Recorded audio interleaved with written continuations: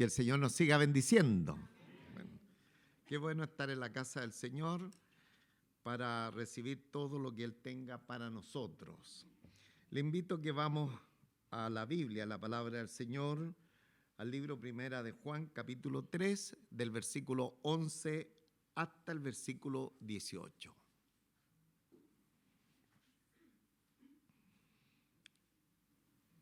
Primera de Juan, capítulo 3, del versículo 11 al 18.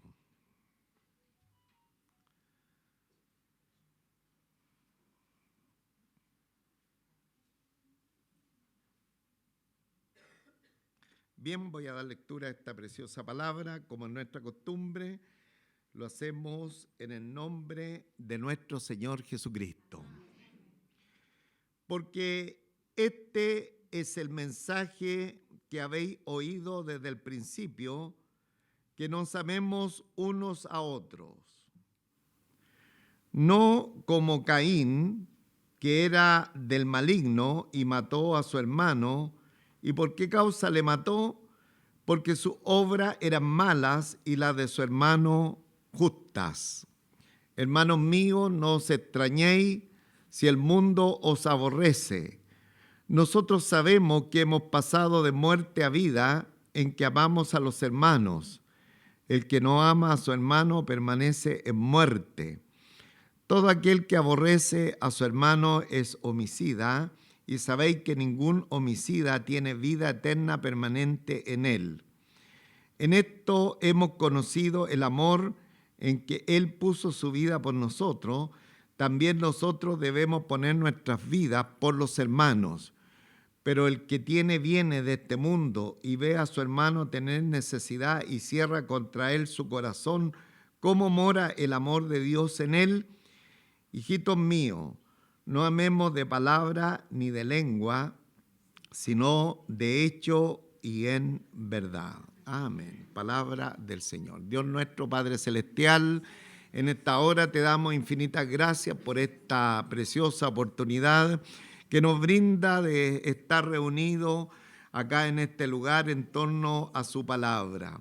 Poder disfrutar el alimento espiritual que nutre todo nuestro ser interior y aún viene a fortalecer nuestro ser físico externo, porque ella misma dice su palabra que cuando es enviada, cuando su palabra es recepcionada en la vida de una persona, nos sana, nos restaura, Señor, nos conforta. Y esa es la realidad que hemos experimentado siempre en este lugar cuando estamos para ser ministrados por ella. Muchísimas gracias por cada uno de los hermanos acá presentes que se han dado cita en esta hora. Rogamos que nuestra atención solamente sea en ustedes. Rogamos también por la iglesia de los niños, los hermanos en servicio, las profesoras, todos nuestros hermanos que están también en este momento trabajando por la obra suya en este lugar. Como siempre, su bendición sea con todos nosotros. Gracias en el nombre de nuestro Señor Jesucristo. Amén. Tomen asientito, hermanos.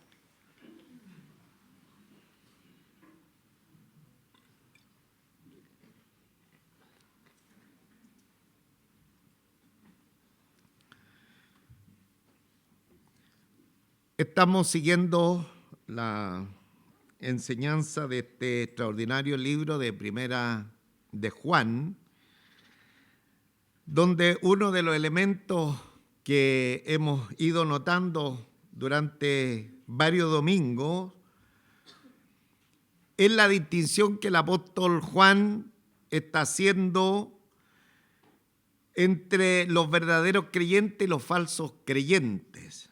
Aunque parece algo raro que se haga una distinción, pero nosotros tenemos que fijarnos que en la iglesia primitiva, en la iglesia del primer siglo, a quienes el apóstol Juan dirige estas palabras, se habían infiltrado falsos maestros de la Escritura. Y de pronto también habían tomado inclusive cierto liderazgo en medio de la congregación y es así como el apóstol envía esta carta a los hermanos y en varios tramos de ella empieza a hacer esta distinción para que los hermanos se observen, ¿no es cierto?, cómo es si ellos están en la fe, a los que la mayor parte de la congregación sí lo estaban, como también sepan identificar a este tipo de personas que de pronto en su apariencia verdaderamente se ven como cristianos, pero que no lo son porque tienen características bastante particulares que son descubiertas en la palabra del Señor. Y la semana pasada, que iniciamos ya este capítulo 3 y estuvimos en los primeros 10 versículos, nos hablaba la Escritura en el mayor cantidad de versos que el verdadero creyente era aquel que practicaba la justicia. Y practicar la justicia es temer a Dios y caminar en sus mandamientos.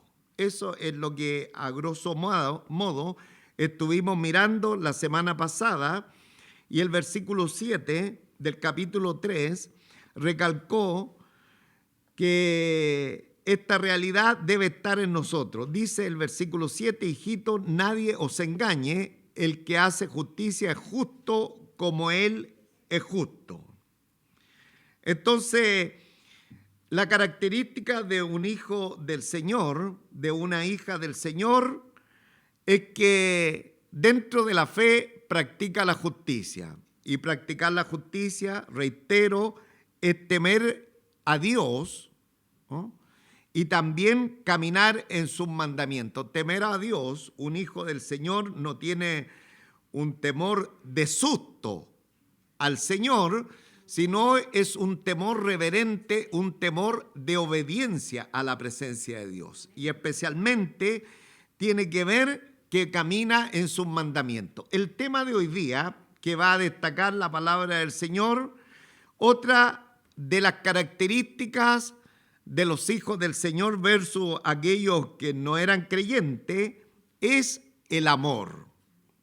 Entonces, aquí ya estamos mirando algunos elementos que son centrales en este libro de Primera de Juan, y uno de estos temas, que es el amor, se va a seguir reiterando en el capítulo 4 y en el capítulo 5, y ya en esta oportunidad empieza a mostrarnos esta característica fundamental que se debe mostrar en los que profesamos que somos hijos del Señor. Tiene mucho que ver con la palabra de la semana pasada, porque el versículo 10 nos decía, en esto se manifiestan los hijos de Dios y los hijos del diablo. ¿Ah? ¿Se recuerda de esta expresión? Que aquí la palabra del Señor, especialmente el apóstol Juan, no hay dobles lecturas, no hay, ¿no es cierto?, una tercera vía respecto a las personas que venimos a existencia. O somos hijos del Señor, o las personas son hijos del diablo. Así dice la Escritura, porque alguien vaya a decir, pero pastor, ¿cómo dice esa palabra? Bueno, estoy leyendo la Escritura. En esto se manifiestan, versículo 10, los hijos de Dios y los hijos del diablo. Todo aquel que no hace justicia y que no ama a su hermano no es de Dios. Entonces aquí rápidamente hay un trampolín, o se nos presenta una catapulta, ¿no es cierto?, para que ingresemos desde el versículo 11 al versículo 18 al tema del amor. Dice, todo aquel, versículo 10, todo aquel que no hace justicia y que no ama a su hermano no es de Dios. Entonces ahí parte con el versículo, ¿no es cierto?, con el tema del amor al final del versículo 10, y luego el versículo 11 dice, ya el versículo que nos corresponde hoy día, está el mandamiento. Dice, porque este es el mensaje que habéis oído desde el principio, que nos amemos unos a otros. Este es el mensaje. O sea, el mensaje de la palabra del Señor no es un mensaje rebuscado, no es una super revelación. Aquí vamos a traer la quinta revelación del octavo ángel que está en la esfera novena de la estratosfera. ¿Qué está diciendo, pastor? Es que de pronto encontramos un tipo de revelación rebuscada de los falsos maestros para tratar de dejarnos anonadados respecto a una supuesta nueva revelación. Sin embargo, la Escritura, hermano, es tan simple, es tan sencilla, es tan, ¿no es cierto?, clara para nosotros, y el apóstol Juan les dice, porque este es el mensaje que habéis oído desde el principio. No hay una nueva revelación, no hay algo nuevo que ustedes van a escuchar ahora, sino lo que habéis oído desde el principio. ¿Y qué hemos oído desde el principio? Que los creyentes debemos amarnos unos a otros, ¿eh? Que nos amemos unos a otros. Entonces, estas instrucciones nuestro Señor Jesucristo las dio desde el principio en su ministerio terrenal, cuando anduvo, ¿no es cierto?, acá en la tierra. Por ejemplo, en el Evangelio de Juan, justamente el mismo Juan, pero en su Evangelio nos relata las palabras de nuestro Señor Jesucristo cuando Él dice, un mandamiento nuevo os doy, que os améis unos a otros, como yo os he amado, que también améis unos a otros. También en el 15:12 dice, este es mi mandamiento, que os améis unos a otros, como yo os he amado. En el 17 dice, estos mando, que os améis unos a otros, que os améis unos a otros.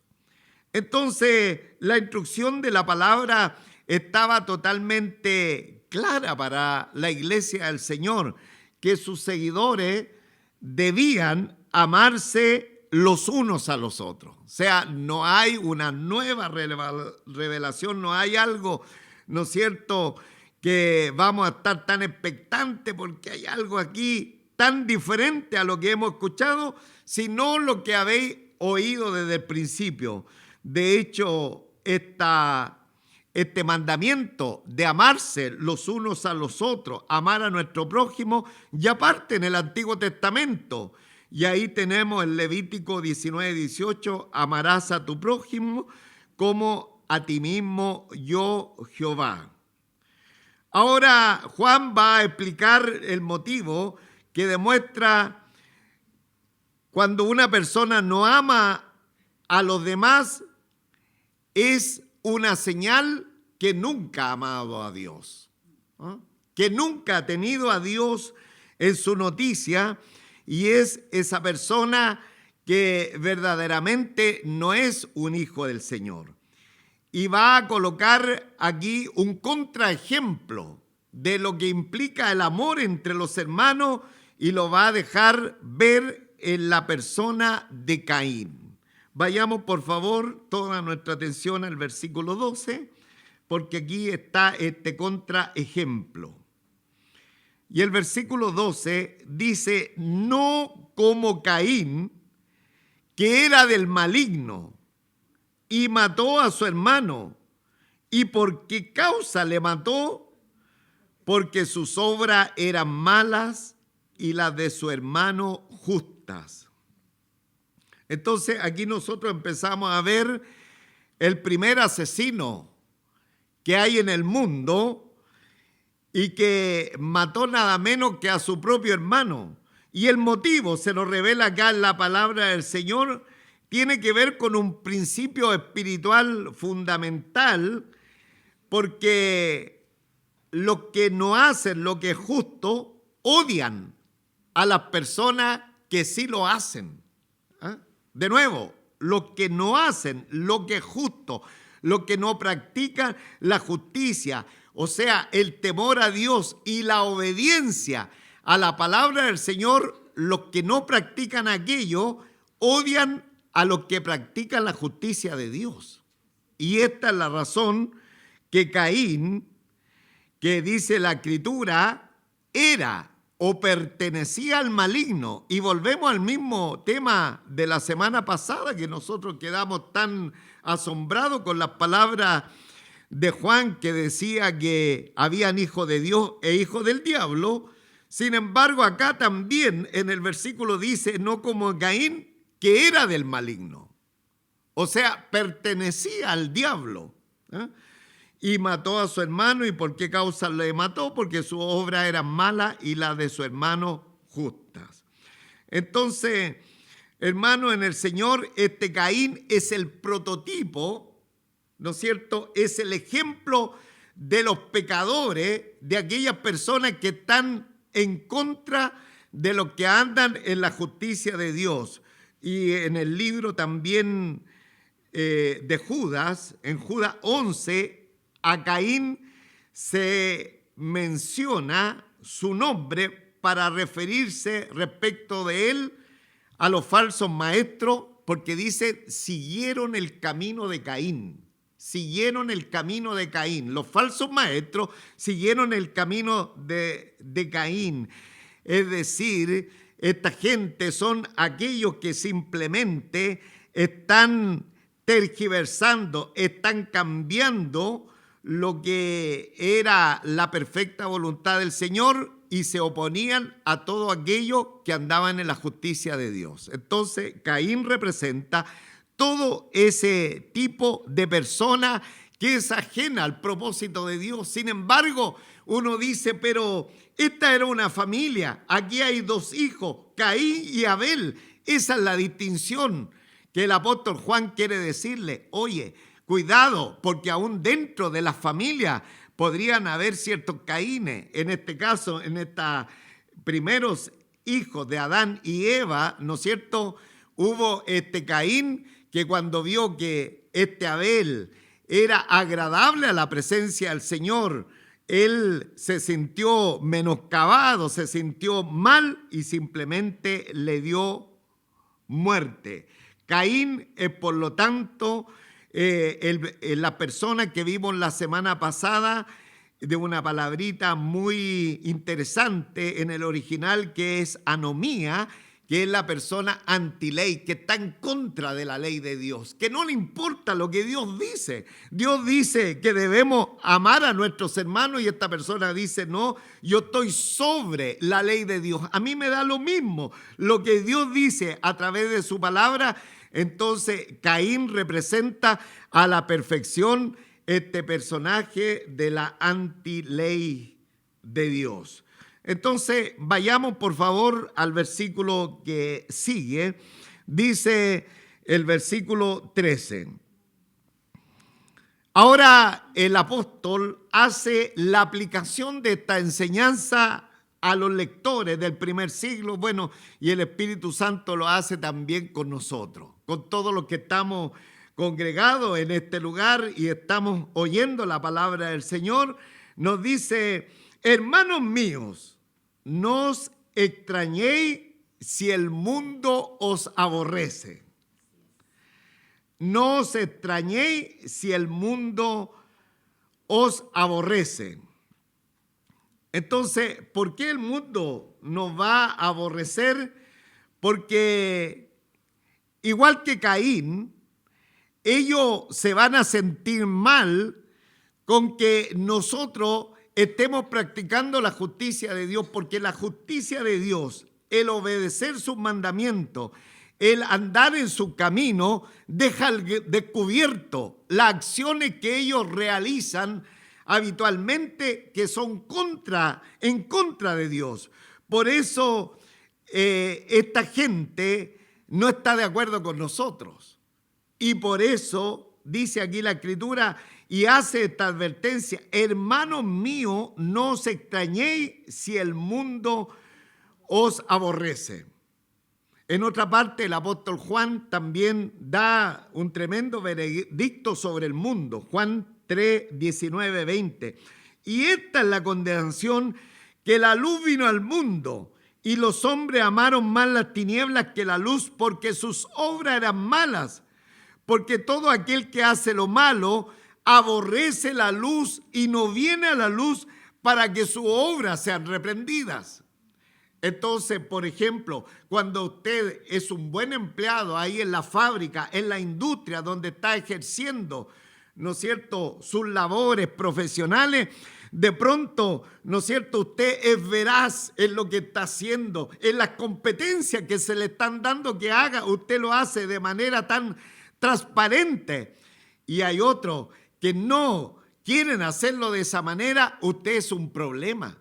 Es una persona que le está causando problemas. Si todos llegan atrasados, pero usted no llega atrasado porque entiende que no le está trabajando al patrón, pero primeramente, más que al patrón, le está trabajando al Señor, empieza a traer una diferencia con respecto a los demás trabajadores. Entonces dice, porque todo aquel que hace lo malo aborrece la luz y no viene a la luz para que su obra, ¿no es cierto?, no sean reprendidas. Y aquí tenemos la actitud entonces de los caínes que van a la par nuestra. Y aquí el Señor enseñando, justamente Juan trae a colación las palabras de nuestro Señor Jesucristo, dice, no puede el mundo aborreceros a vosotros, mas a mí me aborrece porque yo testifico de él que sus obras son malas. Me llamó mucho la atención, tal vez a usted ya le está llamando la atención, porque este versículo que estamos en cuestión viendo, el versículo 13, dice, hermanos míos, no os extrañéis si el mundo os aborrece. ¿Ah? El mundo nos aborrece, ya lo tenemos visto, lo tenemos ya sabido.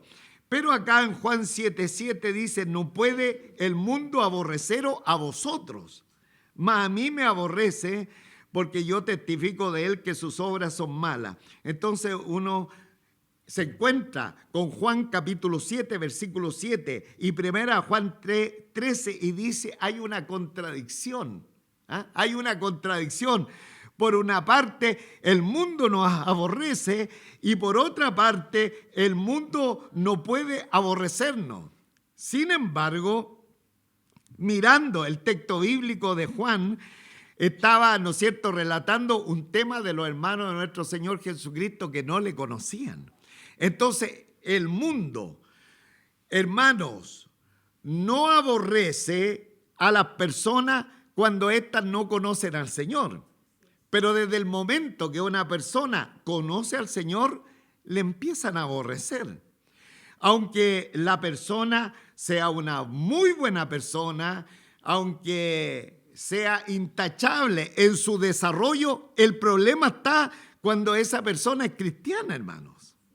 Es cristiana, ahí el mundo se sobresalta porque los parámetros que tienen ellos distan totalmente de los parámetros que tiene un hijo y una hija del Señor.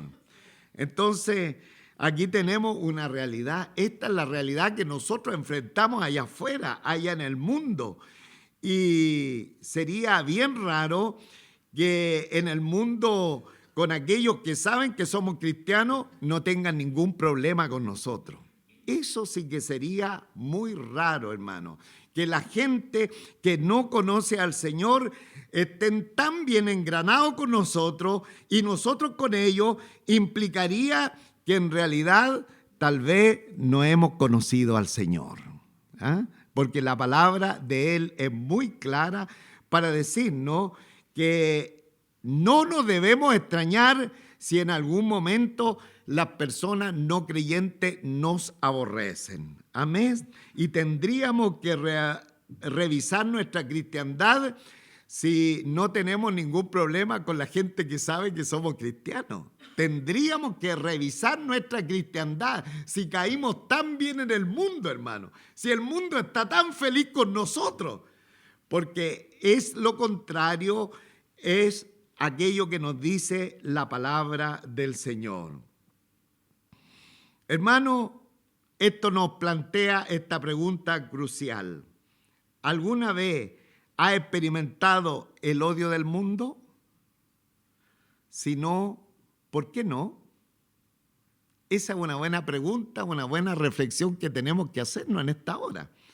¿Alguna vez has experimentado por tu cristiandad el odio del mundo?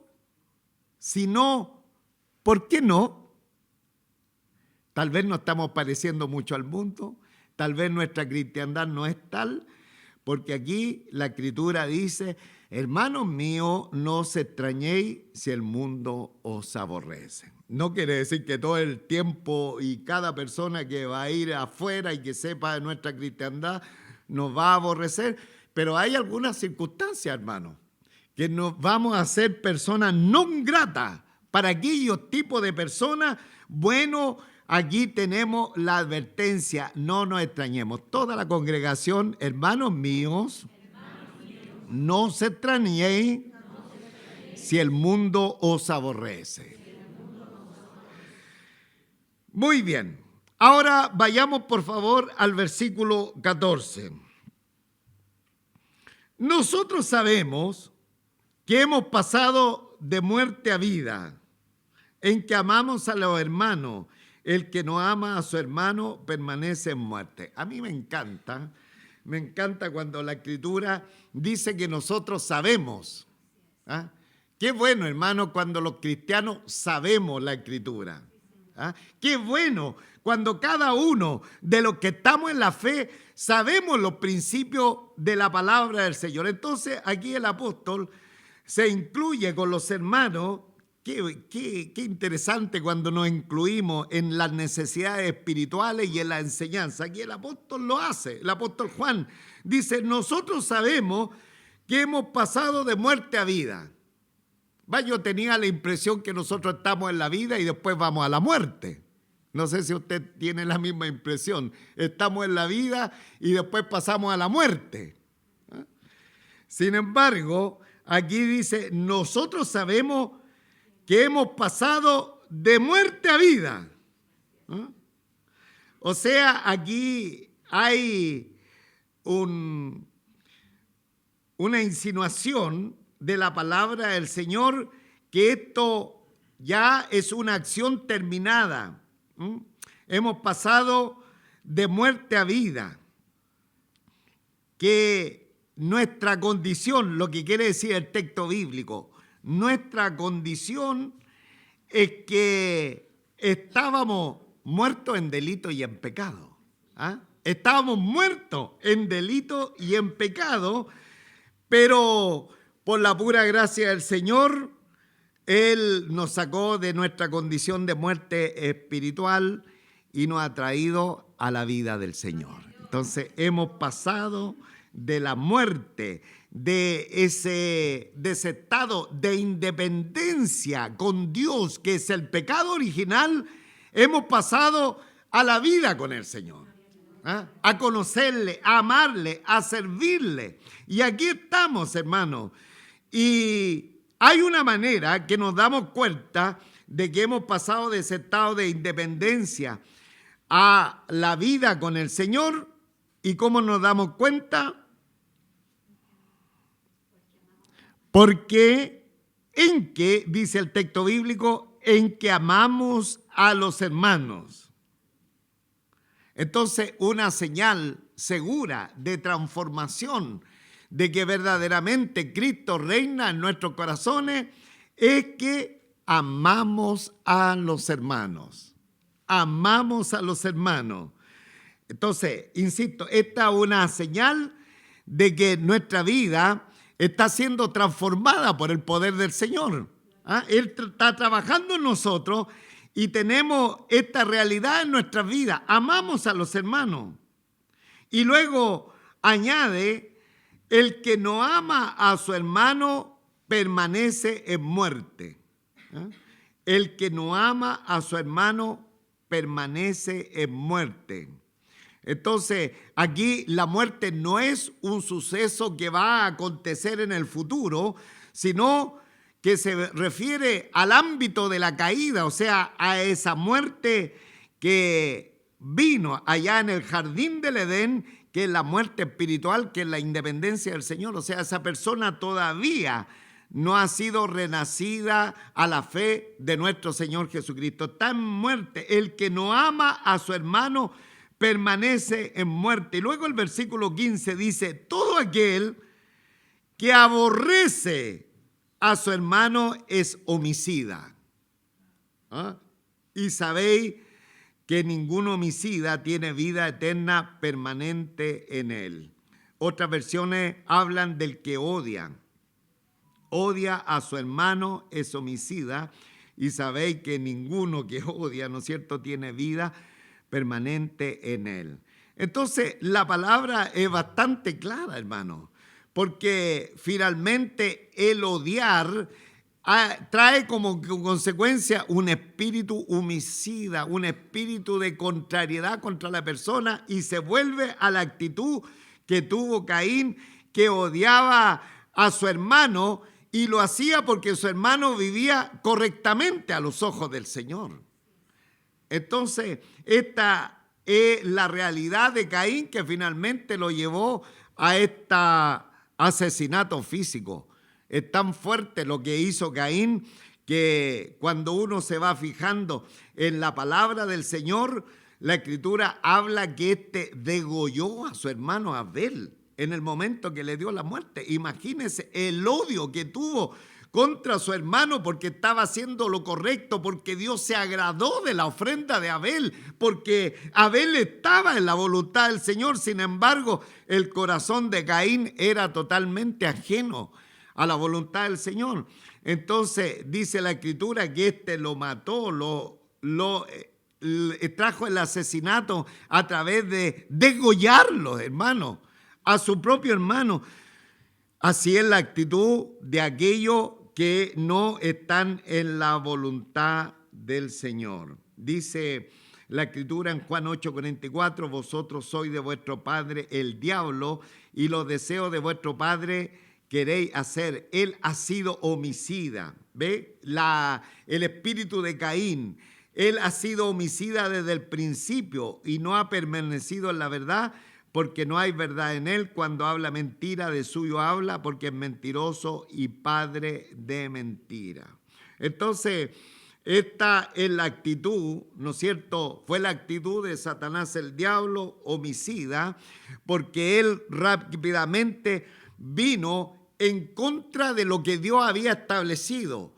Y detrás de él aparece rápidamente Caín, ¿no es cierto?, en contra de el querer de Dios, de la voluntad del Señor y de alguien que estaba haciendo la voluntad del Señor. Y finalmente le da muerte. Entonces aquí el texto bíblico concluye, y sabéis que ningún homicida tiene vida eterna permanente en él. Entonces aquí se va dilucidando rápidamente quiénes verdaderamente están en la fe y quiénes no están en la fe. Verdaderamente los que están en la fe son los que aman a los hermanos. Los que aman a los hermanos, y aquellos que lo odian van a tener actitudes, hermanos, que simplemente van a contrariar todo lo que esa persona hace. Recordemos, esto tiene que ver con los falsos maestros. Los falsos maestros, hermanos, eran personas que simplemente querían que las personas dijeran, no, si yo peco, da lo mismo, porque el Señor hace vista gorda al pecado que estoy realizando. Eso hacían los falsos maestros.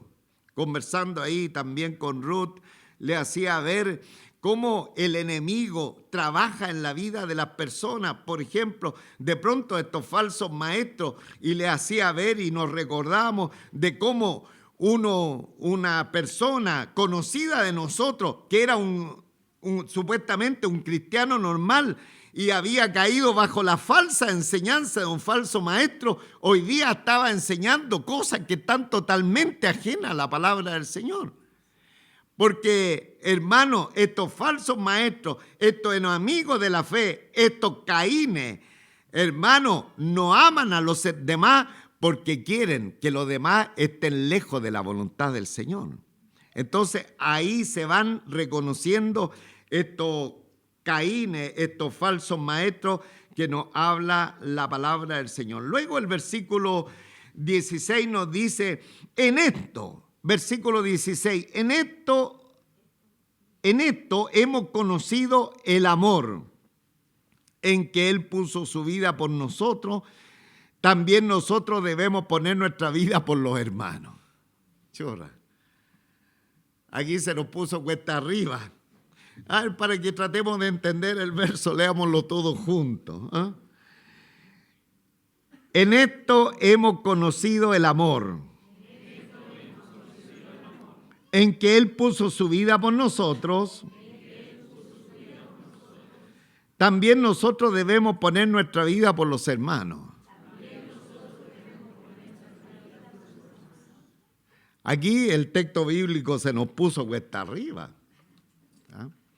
Se nos puso cuesta arriba el texto bíblico. En esto hemos conocido el amor. O sea, nuevamente una prueba. Porque uno podría llenarse de la palabra amor. Y una vez les dije aquí en este lugar, igual que Julio Iglesias, os quiero, os amo, os adoro. Y la hermana ya se ubicó al tiro porque ella era fans de Julio Iglesias.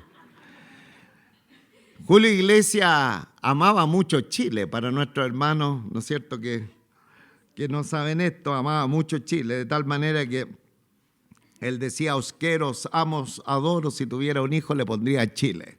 Eso ya se lo conté. Pero, hermano, el amor hacia los demás tiene que ser de alguna manera materializado. Tiene que haber una acción que demuestre que verdaderamente hay un amor al hermano, porque ese es el tema. Estamos reconociendo que los cristianos verdaderamente aman a los demás. Y aquí dice, en esto hemos conocido el amor. ¿En qué cosa? La primera parte está fácil. Dice, en que Él, o sea, nuestro Señor Jesucristo, Él habla de nuestro Salvador, el Señor Jesucristo, puso su vida por nosotros. Cuán grande amor demostró nuestro Señor que Él puso su vida por nosotros. Amén. Está fácil ahí poder entender el texto bíblico. Pero después dice, punto y coma, dice, también nosotros debemos poner nuestra vida por los hermanos. Para conocer que verdaderamente le amamos. También nosotros debemos poner nuestra vida por los hermanos. Bueno, decirle, hermano, que el único sacrificio vicario por otras personas lo realizó nuestro Señor Jesucristo. No hay otro sacrificio. No hay otro sacrificio. La Escritura también habla que el buen pastor su vida da por las ovejas, pero generalmente uno entiende que los pastores, más que dar su vida por las ovejas, cuidan a las ovejas. Ahora, el buen pastor, nuestro Señor Jesucristo, dio su vida por la remisión, por la expiación de nuestros pecados. Pero los pastores, en su mayoría, los pastores de ovejas, ¿no es cierto?, más que dar su vida, están cuidando a las ovejas, porque es el principio fundamental, cuidar las ovejas. Ahora, dice acá el texto bíblico, también nosotros debemos poner nuestra vida por los hermanos. Si hay un solo sacrificio por la expiación que ya lo hizo nuestro Señor Jesucristo, ¿cuál sería la manera? Entonces, que nosotros debemos poner nuestra vida por los hermanos. Esa es una buena pregunta. ¿Cómo nosotros debemos poner nuestra vida por los hermanos? Y aquí, hermanos en el Señor, tiene que ver que más que un sacrificio, ya no hay un sacrificio redentor de parte de nosotros a favor del otro, porque ya está hecho por nuestro Señor Jesucristo el sacrificio, que es perfecto. Más que eso, tiene que ver una entrega a favor del otro que está sufriendo alguna necesidad importante en su vida. De hecho, el versículo 7 ya nos empieza a aclarar un poquito el panorama y nos dice, Pero el que tiene bienes en este mundo y ve a su hermano tener necesidad y cierra su corazón, cierra contra él su corazón, ¿cómo mora el amor de Dios en él? Aquí está la manera en que nosotros a través del amor podemos colocar, como dice aquí el texto bíblico, poner nuestra vida por los hermanos. ¿Cómo podemos hacerlo? Muchas veces una persona, si profesa amar a otro, y dice la Escritura, y tiene bienes. Y tiene bienes. ¿Cuántos tienen bienes?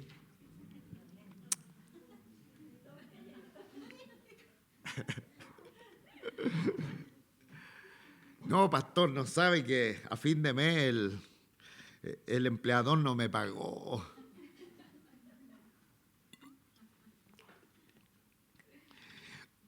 Bueno, aquí está la palabra del Señor hablando justamente de personas que tienen recursos, derechamente recursos, y está diciendo, no, yo os amo, os quiero, os adoro, en fin, y ve a su hermano tener necesidad y cierra contra él su corazón.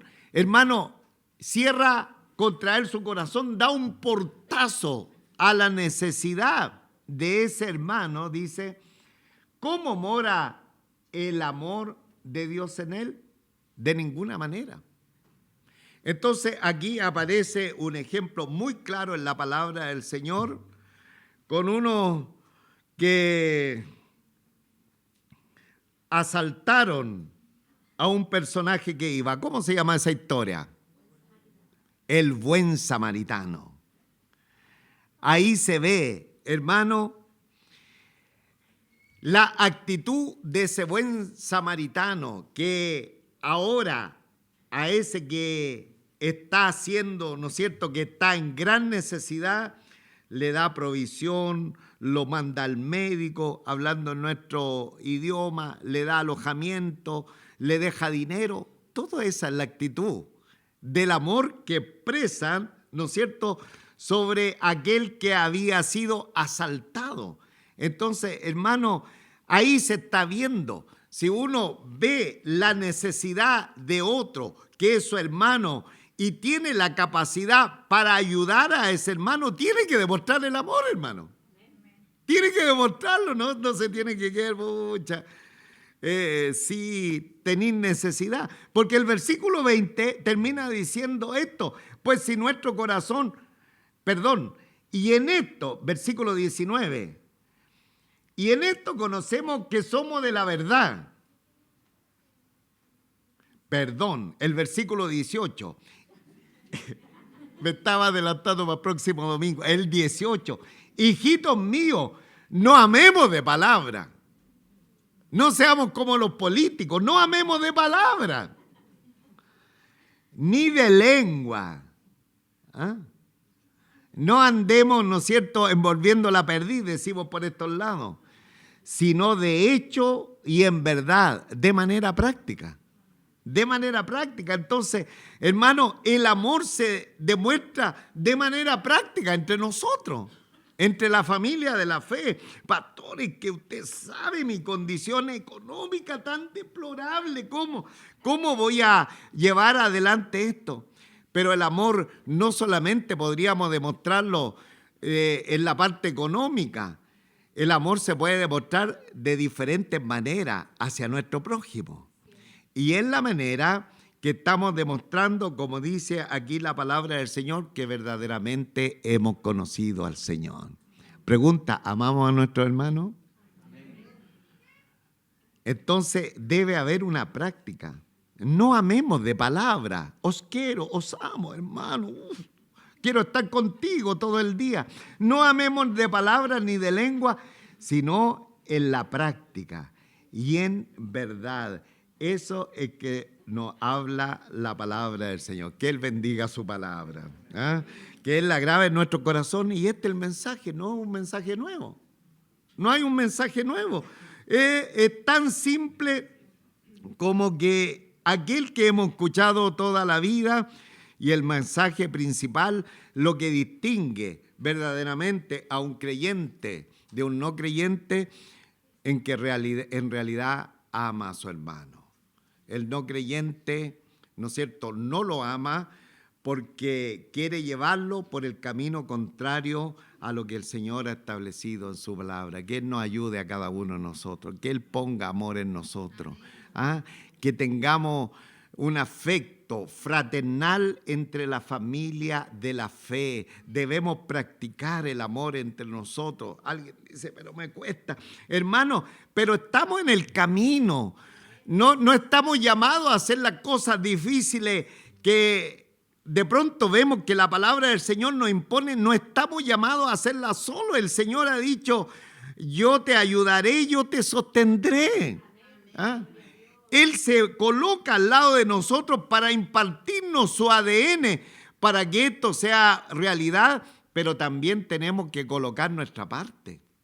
Hermanos amados, entre más hablamos de una persona, entre más hablamos en contra de un hermano, más distancia le vamos tomando.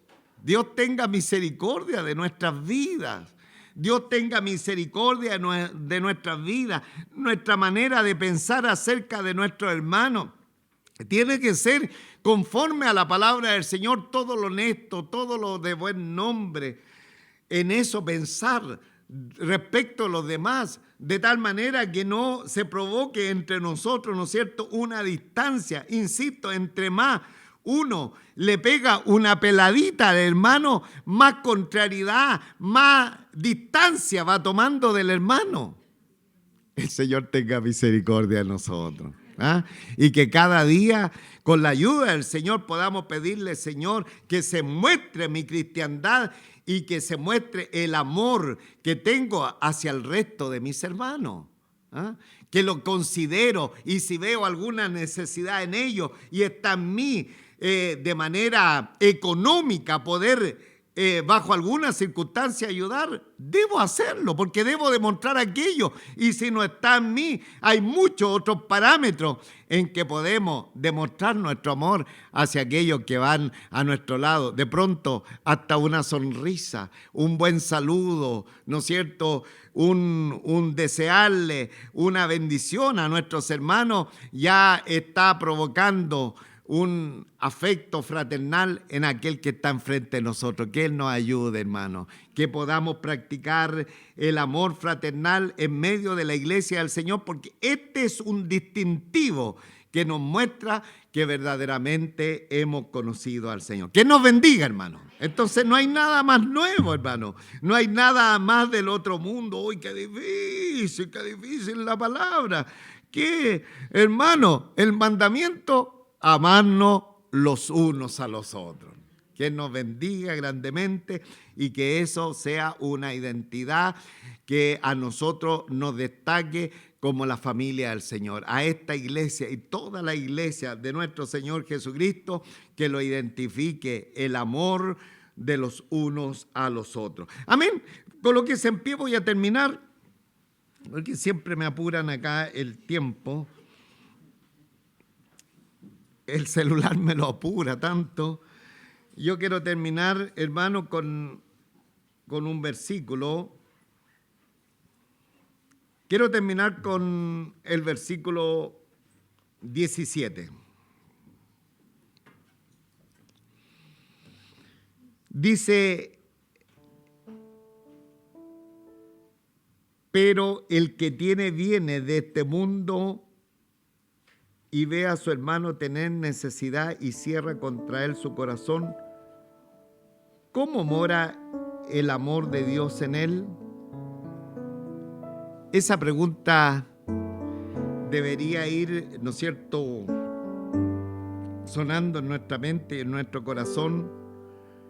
¿Cómo podría morar el amor de Dios en nosotros respecto a nuestro prójimo? ¿Cómo podría ser? ¿Cómo podría ser?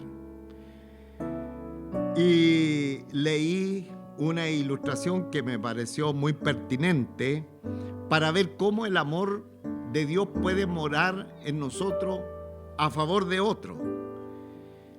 Y la ilustración que leí de una persona llamado Emilio, esta persona era dueño de un restaurante, y de pronto cuando llegaban hermanos que traían alguna necesidad, él rápidamente iba a la caja, porque él, en el restaurante él era el dueño, pero generalmente los dueños están en la caja, y metía su mano ahí donde está el dinero y le daba a los hermanos, porque los veía en necesidad. Bien, en una oportunidad él abrió ahí la caja donde tenía el dinero, metió su mano, pero había otra persona observándolo. Y observó, ¿no es cierto?, la cajita donde tenía dinero el hermano, y vio que dentro de la cajita no solamente tenía el dinero de la recaudación de las ventas de ese restaurante, sino que también tenía un clavo de 6 pulgadas. Y este otro hermano quedó admirado y le dijo: ¿Y por qué tienes tú dentro, así a la par con el dinero ahí de la recaudación, tienes un clavo de 6 pulgadas?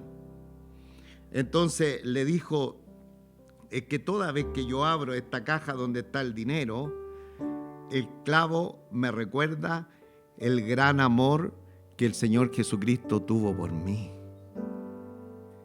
Y cómo ese amor se ha dispensado tanto en mi vida, que me ha bendecido con este trabajo, que ahora yo tengo una buena posición económica, pero no solamente que por ese clavo me recuerda el sacrificio del amor más grande que una persona ha tenido por mi vida, que lo único que me queda finalmente es derramar también de alguna manera el amor que Dios ha hecho con nosotros. Y era la razón que Emilio era una persona tan amorosa sobre a todos aquellos que tenían necesidad. Hermanos amados en el Señor, bastaría mirar a nuestro Señor Jesucristo y su gran amor que Él ha derramado sobre nosotros, para no solamente corresponderle en amor a Él, sino también en amor por nuestros hermanos. Mirar ese gran amor. Por eso este capítulo 3 partió con esa expresión tan potente: mirad cuál amor nos ha dado el Padre para que seamos llamados hijos de Dios. Por esto el mundo no nos conoce, porque no le conoce a Él. A ver, toda la iglesia: mirad cuál amor nos ha dado el Padre para que seamos llamados hijos de Dios. Por esto el mundo no nos conoce, porque no le ha conocido a Él. Entonces, cuando miramos el amor de Dios derramado sobre nuestras vidas, lo único que nos quedaría verdaderamente mostrar nuestra identidad, primeramente amando al Señor, pero también amando a nuestros hermanos. Siempre, hermanos, nosotros tenemos una falla. ¿Cuál es la falla? Decimos que la salvación es un asunto personal, un asunto personal entre la persona del Salvador nuestro Señor Jesucristo y nosotros, que lo recibimos como nuestro Señor y Salvador personal. Y de pronto pensamos que el Evangelio es un poco individualista, es como agotado entre el Salvador y nosotros. Pero el Evangelio es más allá que nuestra relación con nuestro Señor Jesucristo, es también una relación con nuestros hermanos. Entonces, la razón del gran amor que tenía Emilio era porque toda vez podía mirar ese clavo de 6 pulgadas y recordarse del tremendo sacrificio que Cristo había hecho por él en la cruz del Calvario. Padre nuestro, Padre celestial, que tu glorioso sacrificio de amor que tú hiciste por nosotros en la cruz del Calvario pueda enternecer nuestros corazones. En primer lugar, hacia la persona del Salvador, y amarlo de todo corazón. Señor, por la tremenda obra que tú hiciste en la cruz del Calvario. Pero a la vez poder entender que tal vez poder retribuir en parte, si es que se pudiese, la gran muestra de amor que tú has realizado por nosotros, es simplemente amándote a ti cada día más y sirviéndote mejor, pero también amando a nuestros hermanos. Esta es la identidad que nos va a destacar como verdaderos creyentes, que anhelamos lo mejor para nuestros hermanos, y si fuera posible en la parte material, tendríamos que hacerlo, pero especialmente anhelar lo mejor en la parte espiritual, ver que van en el camino, ven que van en la senda que conduce a la vida eterna, que podemos ser también tutores de nuestros hermanos cuando de pronto en su debilidad están desviándose un poco de la senda. Señor, demostrar el amor para ponernos al lado, tal vez en oración, en conmiseración, en lástima, en ayuda, para también inclusive mostrarle el camino de la fe. Ayúdanos a no ser personas indiferentes, no ser hermanos indiferentes, todo lo contrario. Señor, poder mirar a nuestros hermanos con los ojos que fuimos mirados por ti, con esos ojos de misericordia, de conmiseración, de lástima que tú tuviste por cada uno de nosotros. Esta será nuestra identidad. No solamente hacerlo de palabra, sino realizarlo por hecho. Señor, bendito eres Dios. Graba tu palabra en nuestros corazones. Graba, Señor, esta enseñanza en nuestra vida, porque esto nos identifica como hijos tuyos, como siervos tuyos, en que amamos a los hermanos. Señor, a través de tu Espíritu, muéstranos cuál es la manera que podríamos llegar a ello, cómo podríamos hacerlo de una mejor forma en el ejercicio de nuestra fe, para que verdaderamente el mundo vea nuestra cristiandad. Te adoramos, te bendecimos en esta oportunidad. Te damos muchísimas gracias por tu preciosa palabra que nos has tenido en esta hora. Como siempre te rogamos, adorable Espíritu Santo, si alguien en esta hora aún no conoce al dador de la vida, su nombre es Jesucristo el Señor, que en esta hora, en este momento pueda venir a la fe, reconociendo a Jesucristo como su Señor y Salvador personal. Si más de alguien vino a esta congregación, está congregado en este momento con nosotros, y aún no tiene la experiencia del Salvador en su corazón, crea en el Señor Jesucristo, crea que Él murió, Él fue enterrado, pero al tercer día se levantó de entre los muertos y hoy vive para siempre. Si usted cree a lo que Jesucristo hizo por usted para llevar su pecado, va a recibir el don de la salvación. Que más de alguien en esta hora venga a nuestro Señor Jesucristo. Ven sin tardar. Hoy es el día. Dice la palabra del Señor: si hoy oyeréis mi voz, no endurezcáis vuestro corazón por más tiempo, porque en medio de la vida también tenemos la muerte. Gloria sean dadas al Señor, que Él sea muy bendecido, y por todo lo dicho le invito a que demos un fuerte aplauso a nuestro Señor. Aleluya. Gloria a Dios. Gloria a Dios para siempre.